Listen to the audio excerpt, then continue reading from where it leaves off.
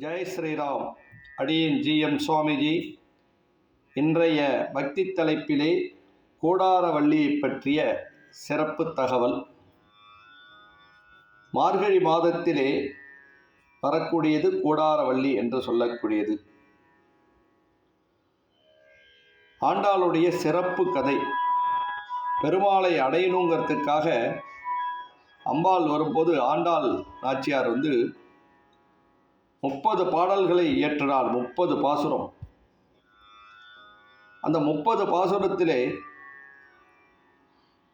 27வது பாடல் தான் அவ வரும்போது இறைவனை தன்னுக்குள் சேர்த்து கொண்டது. அதாவது வரும்போது இறைவன் வரும்போது ஆலிங்கனம் பண்ணின்றதாக புராண கதையிலே சொல்லக்கூடியது.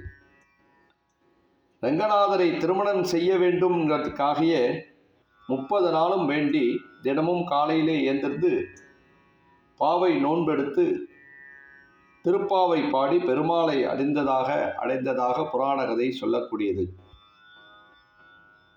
அப்பேற்பட்ட உன்னதமான ஒரு நாள் தான் வரும்போது கூடாரவள்ளி என்று சொல்லக்கூடியது.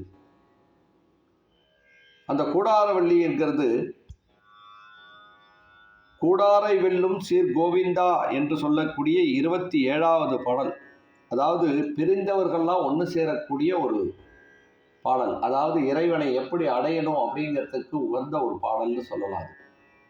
அப்பேற்பட்ட உன்னதமான ஒரு பாடல் அது. அப்பேற்பட்ட உன்னதமான கூடாரவள்ளியை அனைவரும் வரும்போது பின்பற்றணும். அதாவது பிரிந்த குடும்பங்கள் ஒன்று சேரக்கூடிய ஒரு வாய்ப்பு என்பதும், திருமணமாகாத பெண்கள் என்பது 30 நாள் நோன்பு இருந்து விரதம் இல்லாவிட்டாலும் கூடாரவள்ளி அன்று விரதம் இருப்பது உன்னதமான ஒரு பலன்.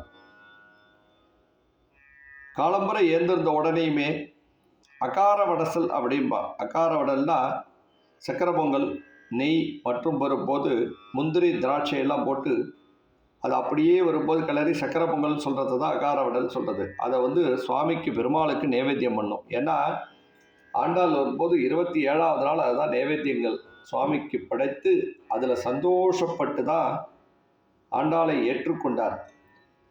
அதனால் அன்னைக்கு நம்ம கூடாரவள்ளி அன்று விரதம் இருந்து காலம்பரை நைவேத்தியங்கள் செய்து உப்பில்லாமல் சக்கரை பொங்கல் ஒண்டி சாப்பிட்ணும். அன்றைக்கி மத்தியானம் அதுக்கு ஏதாவது வரும்போது தொட்டுட்டு சாப்பிட்லாமே தவிர உப்பு குழம்பு ரசம் இதேமாரிலாம் வரும்போது காரப்பொருள்லாம் சேர்க்காமல் சக்கரை பொங்கல் அன்னைக்கு மத்தியானம் சாப்பிட்டு சாயங்காலம் உப்பில்லாத சப்பாத்திகள் சாப்பிட்றது உன்னதமான ஒரு பலன்.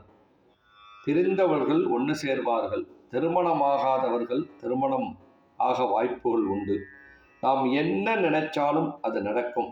என்ன நினைக்கிறோமோ அது நடக்கும். அது ஆணாக இருந்தாலும் பெண்ணாக இருந்தாலும், பெண்ணாக இருந்தால் விரதம் இருப்பதும், ஆணாக இருந்தால் பெருமாள் ஆலயம் சென்று ஆண்டாளையும் பெருமாளையும் வழிபடுவதும் உன்னதமான ஒரு பலனை கொடுக்க வாய்ப்புகள் உண்டு. ரங்கநாதர் ஆலயத்திற்கு, அதாவது வரும்போது பெருமாள் கோவிலுக்கு சென்று நெய் தீபம் போடுவது உன்னதமான பலன். நெய் தீபம் போட்டு வரணும். அன்னைக்கு நெய் தீபம் போட்டு இறைவனை பிரார்த்தனை செய்து வந்தமானால் பரிபூரண பலனை கிடைப்பதோடு இல்லாமல் மன நிம்மதியான ஒரு வாழ்க்கை என்பது கிடைக்கும். பேர்பட்ட உன்னதமான ஒரு விரதத்தை அனைவரும் பின்பற்றுவோமாக. அவனருள் பெறுக. கோவிந்தா கோவிந்தா கோவிந்தா கோவிந்தா. அடுத்த நிகழ்ச்சியிலே சந்திப்போம். ஜெய் ஸ்ரீராம்.